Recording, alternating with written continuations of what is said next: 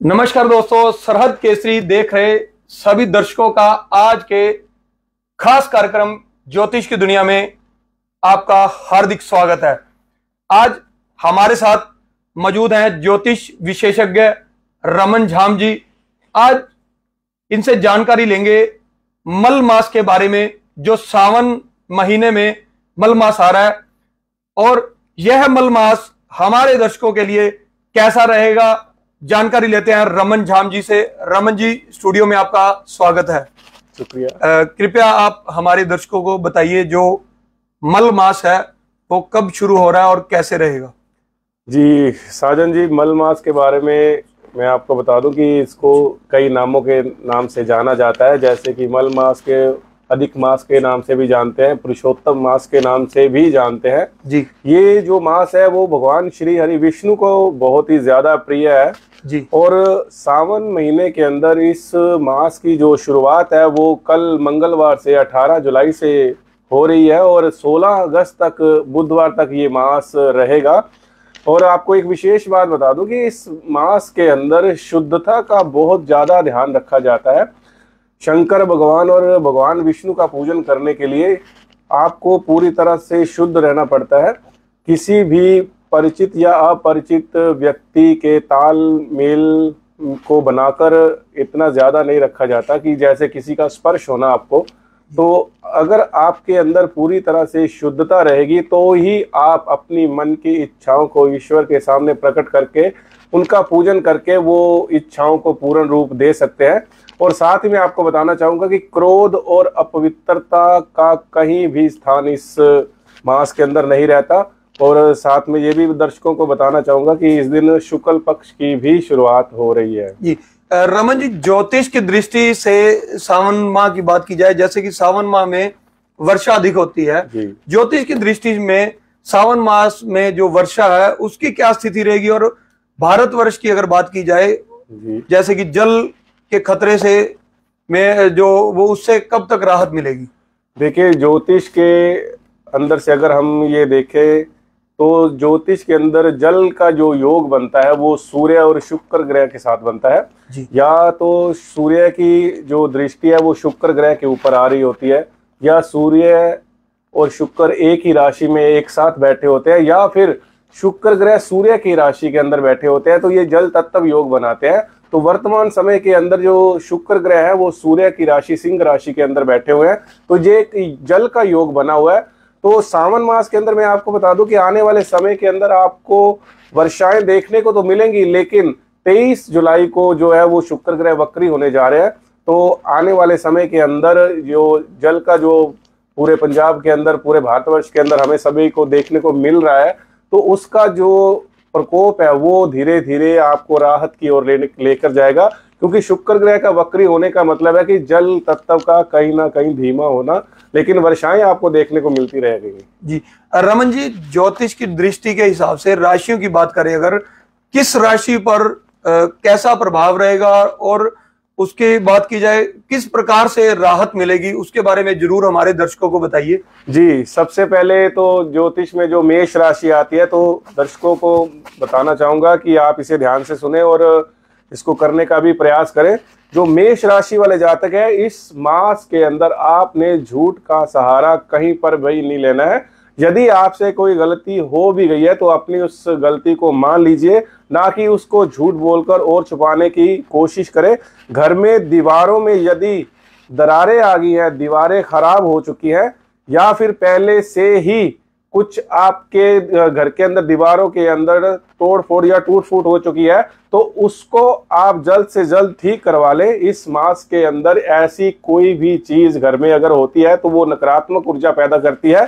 तो साथ में मैं आपको और ये भी बताना चाहूंगा कि इस मास के अंदर जितने भी मंगलवार आएंगे, पहला मंगलवार तो कल से ही शुरू हो रहा है क्योंकि मल मास भी कल से ही शुरू हो रहा है। 18 जुलाई से मल मास शुरू हो रहा है और पहला मंगलवार आएगा। इस मास के अंदर जितने भी मंगलवार आएंगे तो मेष राशि वालों को क्या करना चाहिए कि एक नारियल लेकर उसको लाल रंग के वस्त्र में बांधकर हनुमान जी के मंदिर के अंदर जाकर उनकी सीढ़ियों में खड़े होकर अपने मन की इच्छा को उनके आगे रखते हुए उस नारियल को हनुमान जी को अर्पित कर दे तो ये आपके लिए बहुत ही विशेष रहेगा। तो दूसरी राशि आती है वृष राशि। वृष राशि वालों को मैं बताना चाहूंगा कि बाहर आने जाने के योग बन रहे हैं, किंतु अपनी यात्राओं को विराम देना ज्यादा बेहतर रहेगा। नया वाहन लेने से अभी खुद को समय दें। जितने भी शुक्रवार इस मल मास के अंदर आएंगे तो वृष राशि वालों को क्या करना है कि 1.25 किलो चावल को आधा पकाकर कच्चे दूध में डालकर लाल रंग की गाय को खिला दीजिए। आपके लिए ये मास बहुत ही विशेष रहेगा। तीसरी राशि में आते हैं मिथुन राशि। तो आपको थोड़ा सा बता दूं कि आपको थोड़ी सी चिंता हो सकती है, क्योंकि संतान की चिंता आपके लिए आपकी भी चिंता बन सकती है। अपनी संतान का विशेष ध्यान रखें। यदि कोई गलती हो भी जाए तो उन्हें प्रेम पूर्वक समझाने का प्रयास करें। आपके लिए विशेष उपाय है कि आपने क्या करना है कि पूरे मास के अंदर गोधूली के समय, जो शाम को गौओं का समय होता है, सूर्य ढलने से आधा घंटा पहले और आधा घंटे बाद का समय जो है वो गोधूली का समय होता है। आपने क्या करना है कि गौओं के दर्शन अवश्य करने हैं।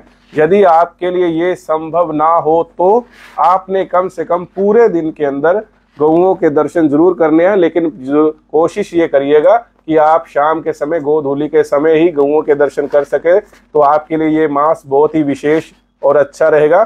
चौथे नंबर पे राशि आती है साजन जी कर्क राशि। तो इसके लिए मैं बताना चाहूंगा कि कर्क राशि वालों के लिए ये मास कुछ अच्छा दिखाई नहीं दे रहा।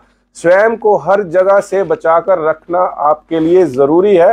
कोई भी कार्य किसी के पीछे लगकर ना करें और ना ही खुद को लोगों के सामने अहंकार के रूप के अंदर आप उनको पेश करें। अपनी बातों का एक दायरा बनाकर जरूर रखें। आपके लिए विशेष उपाय ये रहेगा कि जितने भी मंगलवार और गुरुवार आएंगे तो कर्क राशि वालों को क्या करना चाहिए कि लाल और पीले रंग का चंदन परिवार में स्त्रियों को या छोटी कन्याओं को उपहार स्वरूप भेंट कर दे। तो आपके लिए ये मास जो है, अगर कुछ परेशानी आने भी वाली होगी तो वो टल जाएगी।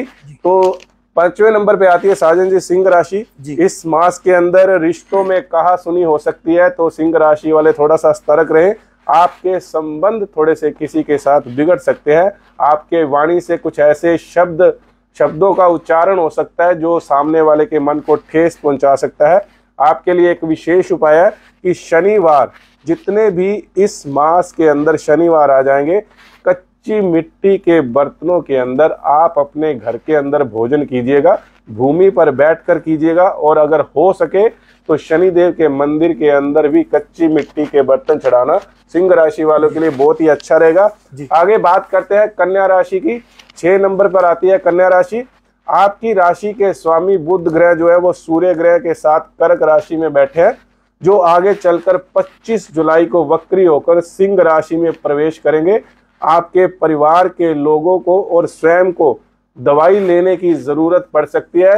अगर मैं सीधे तौर पर कहूं तो किसी के स्वास्थ्य में थोड़ी सी गड़बड़ाहट आ सकती है, तो अपना ध्यान रखिएगा। आपके लिए विशेष उपाय ये रहेगा कि इस मास के अंदर जितने भी बुधवार आएंगे, दिन में एक बार भूमि पर जरूर सोइएगा। साजन जी आगे बात करते हैं तुला राशि की। आपकी सोच बहुत ही अच्छी और उत्तम रहेगी, किंतु समय आपके विपरीत जा रहा है।